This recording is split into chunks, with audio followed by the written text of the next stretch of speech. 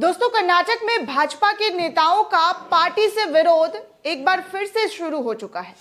इस बार फिर कर्नाटक में बीजेपी नेताओं की बगावत जो है वो खुल्लम खुल्ला देखने को मिल रही है। कर्नाटक, जहां पर खुद प्रधानमंत्री मोर्चा संभालते हुए विधानसभा चुनाव की पूरी तैयारियों में जुटे हुए हैं, रैलियों से लेकर रोड शो करते हुए नजर आ रहे हैं, उसी कर्नाटक में भाजपा के अच्छे दिन लगता है शुरू होने का नाम ही नहीं ले रहा है। इतनी जद्दोजहद, इतनी तैयारियां, इतने बड़े पैमाने पर रोड शो, रैलियां करने के बावजूद भी भाजपा के नेता भाजपा में रुकने का नाम ही नहीं ले रहे हैं। कर्नाटक से भाजपा के बड़े बड़े दिग्गज नेता है जो दोस्तों वो पार्टी छोड़कर कांग्रेस में शामिल हो रहे हैं। एक बार फिर से इस्तीफे का दौर जो है वो कर्नाटक में देखने को मिल रहा है। इस्तीफे का सिलसिला जो है वो कर्नाटक में शुरू हो चुका है। इस बार दोस्तों कर्नाटक बीजेपी के नेता बाबूराव चिंचनसूर कांग्रेस में शामिल हो गए हैं। कर्नाटक में इसी साल मई में विधानसभा चुनाव होने की संभावना जताई जा रही है कि साल मई में कर्नाटक में मध्य प्रदेश में विधानसभा चुनाव होने वाले हैं। चुनाव के लिए सत्तारूढ़ भारतीय जनता पार्टी सहित मुख्य विपक्षी पार्टी कांग्रेस, जेडीएस सभी अपनी अपनी तैयारियों में जुटे हुए हैं। इसी बीच बुधवार को कांग्रेस ने भाजपा को एक बड़ा झटका दे दिया है दोस्तों, क्योंकि कर्नाटक में भाजपा के वरिष्ठ और दिग्गज नेता रहे बाबूराव चिंचनसूर ने आज कांग्रेस की सदस्यता ग्रहण कर ली है। बाबूराव पहले भाजपा की ओर से कर्नाटक विधान परिषद के सदस्य थे।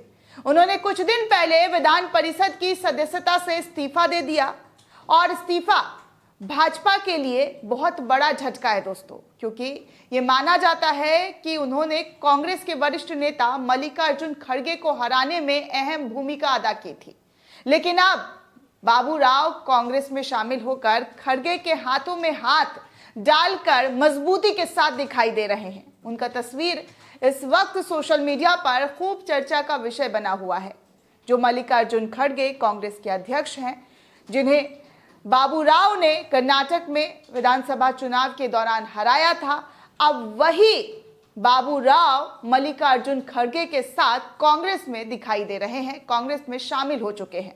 बुधवार को बाबूराव ने बेंगलोर के कर्नाटक कांग्रेस अध्यक्ष डीके शिवकुमार की मौजूदगी में पार्टी की सदस्यता ग्रहण कर ली है।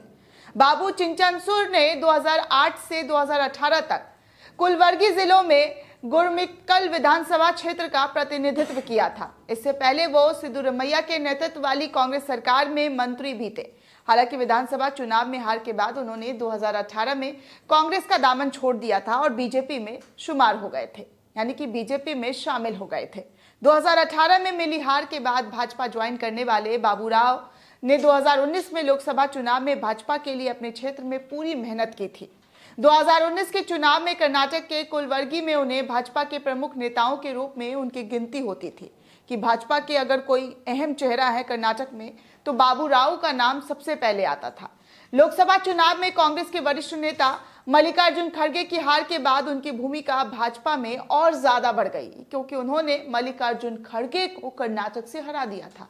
जो मल्लिकार्जुन खड़गे कर्नाटक में अहम रोल नेता प्रतिपक्ष की तरफ से अदा करते हैं, उसी मल्लिकार्जुन खड़गे को बाबूराव ने हराकर एक बड़ा जो है अचीवमेंट हासिल किया था और इस वजह से बीजेपी बाबूराव को बड़ी तवज्जो देती थी, पार्टी में बहुत मान सम्मान था पार्टी में। लेकिन अब वही बाबूराव कांग्रेस में शामिल हो गए हैं। उन्होंने भाजपा को छोड़कर कांग्रेस की सदस्यता ले ली है। बाबूराव की मदद से दोस्तों आपको बता दें कि कुलवर्गी लोकसभा क्षेत्र में मल्लिकार्जुन खड़गे को हराते हुए बीजेपी उम्मीदवार उमेश यादव विजयी हुए थे। यादव भी पहले कांग्रेस में ही थे और बाद में बीजेपी में शामिल हो गए। अभी बाबूराव के भाजपा छोड़ने के पीछे का वजह यह बताया जा रहा है कि वो विधानसभा चुनाव का टिकट मांग रहे थे, लेकिन पार्टी उन्हें टिकट देने से साफ तौर पर मना कर चुकी थी। उन्होंने कहा था कि हम आपको टिकट नहीं दे सकते हैं, जिसके बाद उन्होंने कांग्रेस में अपनी घर वापसी कर ली। जो बीजेपी के लिए विजय रथ बने, उसी विजय रथ को बीजेपी इस बार विधानसभा चुनाव में टिकट देने से ना इत्तेफाक रख रही थी और कह रही थी कि वो इस बार उन्हें पार्टी का टिकट जो है वो नहीं दे सकती है। और यही वजह रही है दोस्तों कि ये कांग्रेस का दामन थामते हुए नजर आए हैं।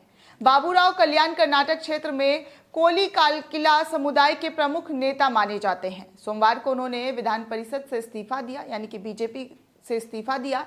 इससे पहले मार्च की शुरुआत में बीजेपी के एक अन्य विधान परिषद सदस्य पुतन्ना ने भी विधान परिषद से इस्तीफा दिया था। आपको याद होगा कि बीजेपी के अहम चेहरों में से एक चेहरा माने जाने वाले पुतन्ना ने भी बीजेपी से अभी कुछ दिन पहले इस्तीफा दिया था और कांग्रेस में शामिल हो गए। दोस्तों, आपको बता दें कि बाबूराव के भाजपा छोड़ने पर मुख्यमंत्री बसवराज बोम्मई ने कहा है कि बाबूराव कांग्रेस में गए थे और उसी पार्टी में वापस जा रहे हैं। इसमें कोई बड़ी बात नहीं है। बाबूराव के पार्टी छोड़ने से भाजपा पर कोई असर नहीं पड़ने वाला है। कर्नाटक में मई तक विधानसभा चुनाव होने वाला है। बीजेपी के वरिष्ठ नेता और पूर्व मुख्यमंत्री वीएस येदियुरप्पा ने बाबूराव के पार्टी में बदलने के मुद्दे पर टिप्पणी करने से साफ तौर पर इनकार कर दिया है। उन्होंने कहा है कि इस पर अभी कुछ भी कहना मुनासिब नहीं होगा, लेकिन जिस तरीके से बीजेपी में और बीजेपी के पार्टियों में कर्नाटक जो पार्टी है उसमें बड़ी तब्दीलियां देखने को मिल रही है।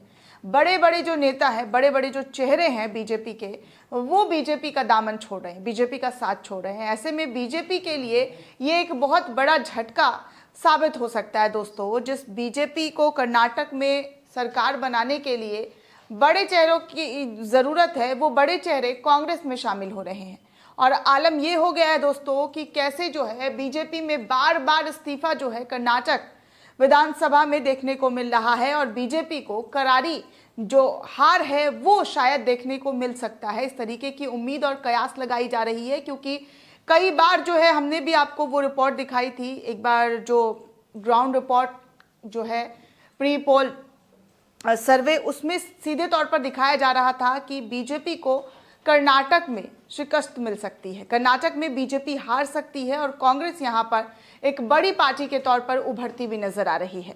दोस्तों, इस पूरे रिपोर्ट को लेकर आप क्या सोचते हैं, आपकी क्या प्रतिक्रिया हमें कमेंट सेक्शन में जरूर बताइएगा। साथ ही साथ नेशन 360 को ज्यादा से ज्यादा लाइक, शेयर और सब्सक्राइब करना बिल्कुल भी ना भूलें।